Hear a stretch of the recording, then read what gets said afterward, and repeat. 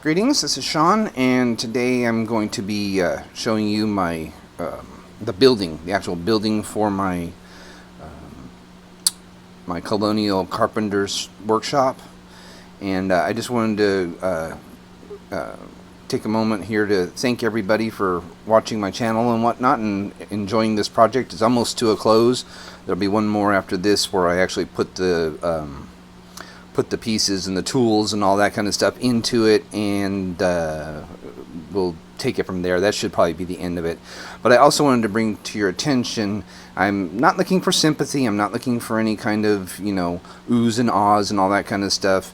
But I am wearing gloves, these gloves right now, and you'll see them in the video. And all it is I just developed a little bit of tendonitis from some things that I was doing over the weekend and last weekend. It kind of related to my projects and whatnot, but nothing to worry about. There's just some.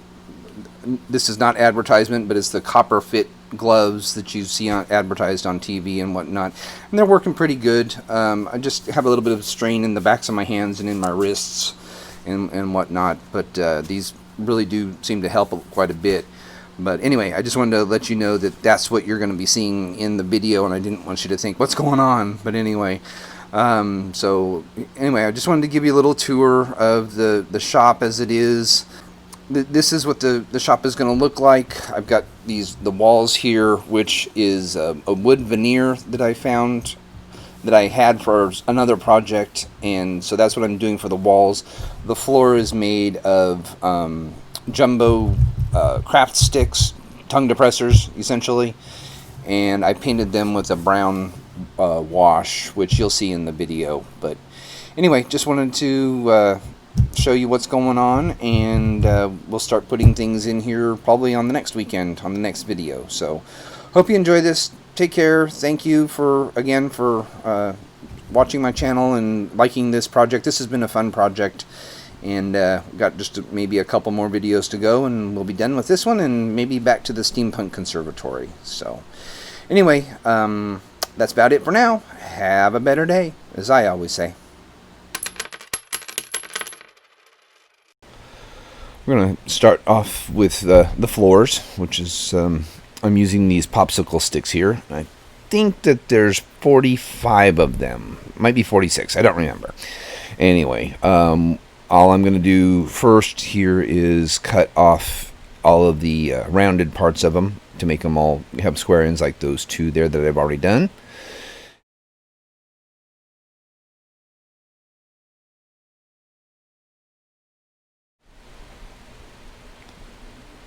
All I'm using is a pair of scissors here.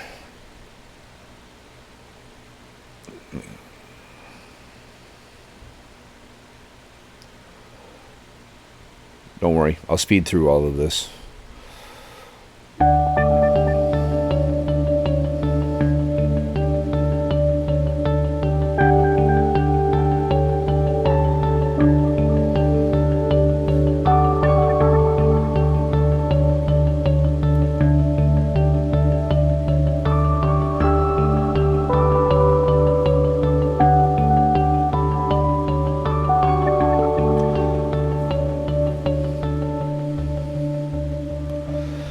Okay, I built these walls already, and it's just 4 pieces of plywood, and I'm going to be using this black paint, pure black paint, to I'm going to paint the floor of it with this as a background color. I probably could have spray painted it all, but I didn't, obviously. So I'm just going to smear all the paint on. Don't worry, I'll speed through this too. I do get a bunch on the walls, but I'm not overly concerned about it. I was going to paint the walls all black also, but then when I found the veneers that I'm going to use for the walls, I ended up not really needing to have it, so it's no big deal. I debated for the longest time of how I was going to do the walls until I found the veneer that I'm going to use for it.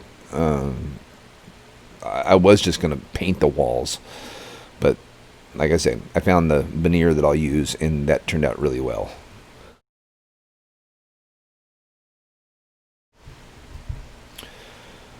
So anyway, just give it a single coat, and I'm just going to let that dry real quick.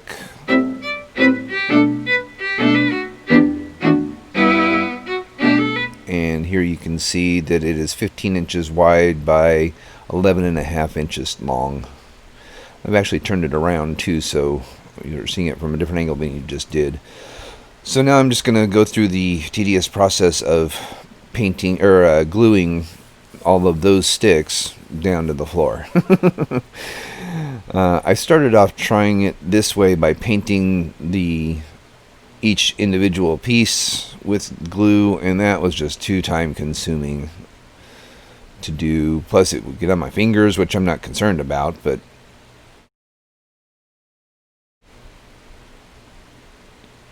what I end up doing is just painting the floor and putting the sticks down on top of it, as you'll see.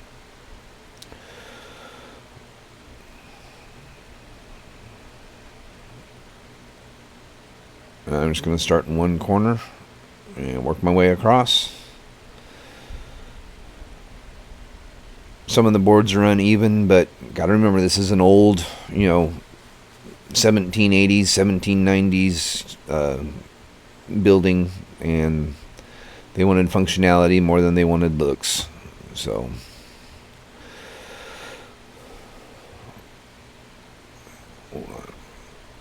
the ones that wouldn't reach, I'll just cut to trim and stagger the boards across like you should.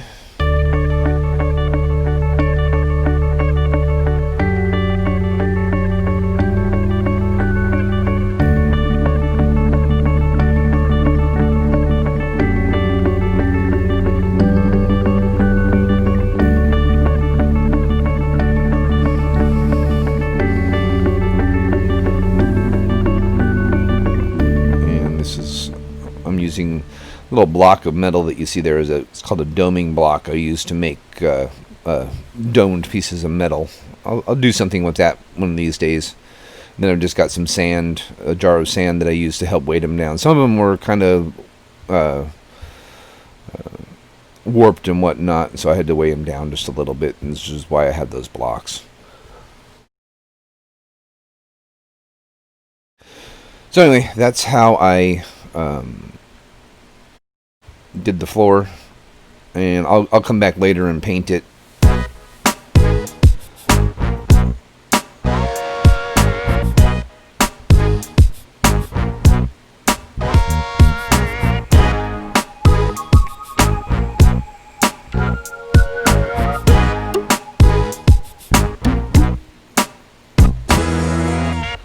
But first I want to get the walls put up. So here's the walls. And here I have this veneer. I think it's a walnut veneer. And I originally got this because I was going to try making wooden rings with it. But I ended up not doing that. I just didn't like. I tried it a couple times and it didn't work the way I liked it or wanted to, or it wasn't as easy as I thought it was going to be. So I ditched that idea.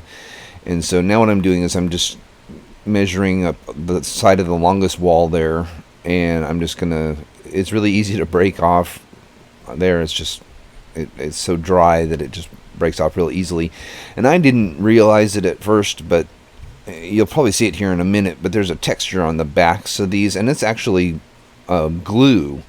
And when I first got them, I thought it was a water-activated glue. And when I tried to use the water to do it, it wouldn't work. It didn't do anything. So I thought, how am I going to do this? I found out later on that it's an iron-on glue. But anyway, the first few that I do, I actually just use a fast-acting tacky glue to glue it. And here what I'm doing right now is I'm just measuring it to make sure that the length that I've got is going to cover all of the sides, which obviously it will. Sorry, my arm's in the way. I only had the one camera going.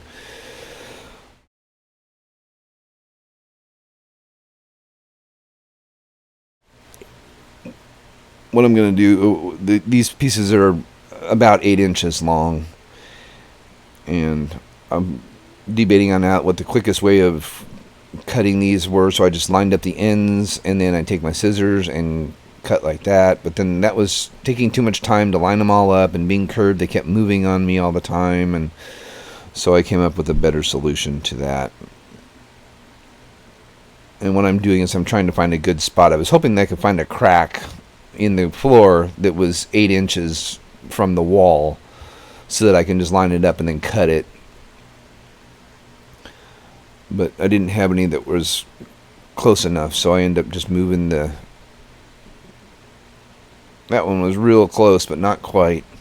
Anyway, so I just ended up moving it here and drawing a small line with my pencil to measure out the 8 inches.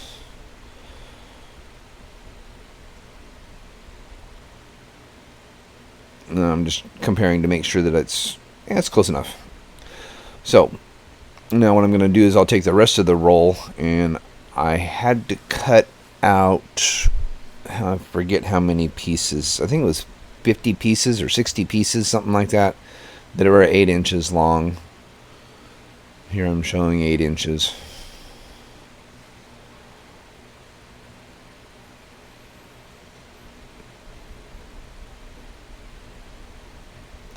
So now all I do is I just line it up to that line and cut it to length. It goes pretty quick that way.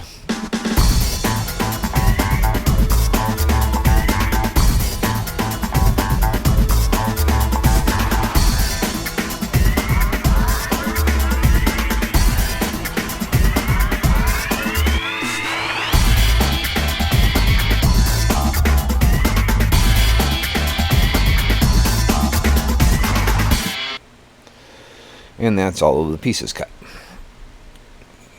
So now, like I said, I'm going to take the fast-acting tacky glue and spreading it out and then attaching it to the wall.